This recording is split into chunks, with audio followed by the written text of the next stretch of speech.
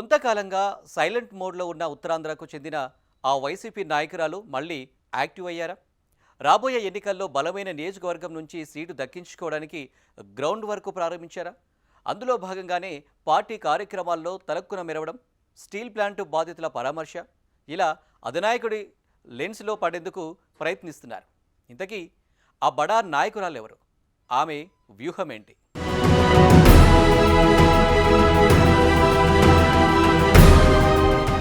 ఉత్తరాంధ్ర రాజకీయాల్లో చక్రం తిప్పుతున్న Botsa Satyanarayana family mark politics కి మరోసారి స్కెచ్ వేస్తున్నారు.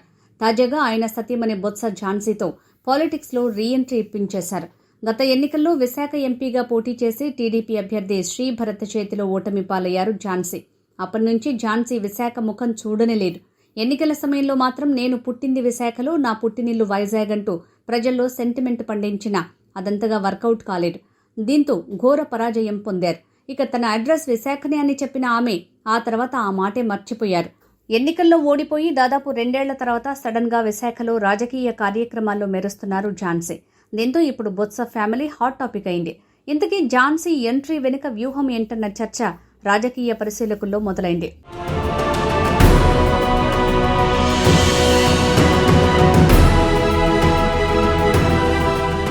ఉత్తరాంధ్రలో ఫ్యామిలీ ప్యాక్ పాలిటిక్స్ చేయటంలో బొత్స సత్యనారాయణ దిట్ట. ఆ నేర్పరితనంతోనే విజయనగరం జిల్లాలో కుటుంబ పాలన చేశారు. అయితే అనుకోకుండా ప్రస్తుతం విశాఖకు షిఫ్ట్ అయ్యారు. గత ఎన్నికల్లో ఝాన్సీ విశాఖ ఎంపీగా పోటీ చేసినా గెలవలేకపోయారు. ఇదే అనుభవంతో అనేక అంచనాలు వేస్తూ బొత్స మైండ్ గేమ్ స్టార్ట్ చేశారనే టాక్ పొలిటికల్ సర్కిల్లో వినిపిస్తోంది. ఒకవేళ మహిళా రిజర్వేషన్ అమలైనా ఇబ్బంది లేకుండా ఇప్పటి నుంచే లెక్కలు వేస్తూ ఒక పక్క భార్య ఝాన్సీని యాక్టివ్ చేస్తున్నారట సత్యబాబు. మరోపక్క చిన్న సీనును భీమిలి బరిలో దింపారు. 33% రిజర్వేషన్ వచ్చినా ఇబ్బంది లేకుండా ఇప్పటికే చిన్న సీను కూతురు సిరికి ట్రైనింగ్ ఇస్తున్నారు. తాజాగా బొత్స సత్యనారాయణ కూతురు అనూష కూడా పొలిటికల్ ఎంట్రీ ఇస్తున్నారనే టాక్ రీసౌండ్ చేస్తోంది. దీంతో బొత్స వైజాగ్లో తన మార్క్ పాలిటిక్స్ స్టార్ట్ చేశారన్న గుసగుసలు బలంగానే వినిపిస్తున్నాయి. మరోవైపు కాపు కార్డు కూడా వాడుకుంటూ అటు సామాజిక సమీకరణలు చేస్తూ ముందుకు వెళ్తున్నారట బొత్స సత్యనారాయణ.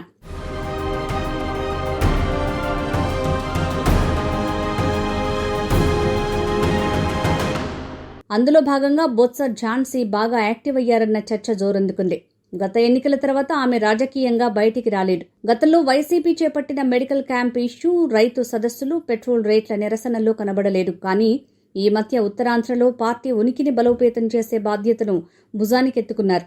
విజయనగరంలోని స్థానిక ఆలయాలను, ప్రముఖ ప్రాంతాలను సందర్శిస్తూ క్యాడర్తో నిరంతరం టచ్లో ఉంటున్నారు. ఆమె భర్త శాసనమండలి ప్రతిపక్ష నేత బొత్స సత్యనారాయణ ఉత్తరాంధ్ర వైసీపీ రాజకీయాల్లో కీలక భూమిక పోషిస్తున్నారు. ఆయన అండతో ఝాన్సీ లక్ష్మి క్షేత్రస్థాయిలో క్యాడర్ను ఏకం చేస్తున్నారు. కూటమి ప్రభుత్వం అధికారంలోకి వచ్చిన తర్వాత ఉత్తరాంధ్రలో వైసీపీ నిలదొక్కునేందుకు బలమైన నేతల అవసరం ఏర్పడింది. బొత్స కుటుంబం తమ పాత క్యాడర్ని తిరిగి యాక్టివేట్ చేస్తూ పార్లమెంటు పరిధిలోని అసెంబ్లీ స్థానాలపై కూడా దృష్టి పెట్టారు.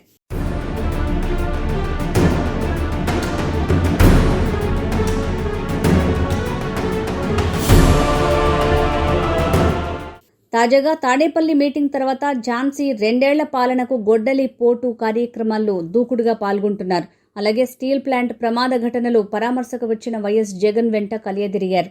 ఇలా మళ్లీ వైసీపీ కార్యక్రమాలకు రావటం భర్త బొత్సతో పాటు చురుగ్గా తిరగడంతో మరోసారి ఝాన్సీ రాజకీయ భవితపై టాక్స్ మొదలయ్యాయి. అయితే మళ్లీ విశాఖ నుంచి పోటీ చేస్తారా అనే ఊహాగానాలు వినిపిస్తున్నాయి. అయితే ఈసారి విశాఖ ఎంపీ స్థానాన్ని తన ఖాతాలో వేసుకోవాలని ఫ్యాన్ పార్టీ ఉవ్విళ్లూరుతోంది.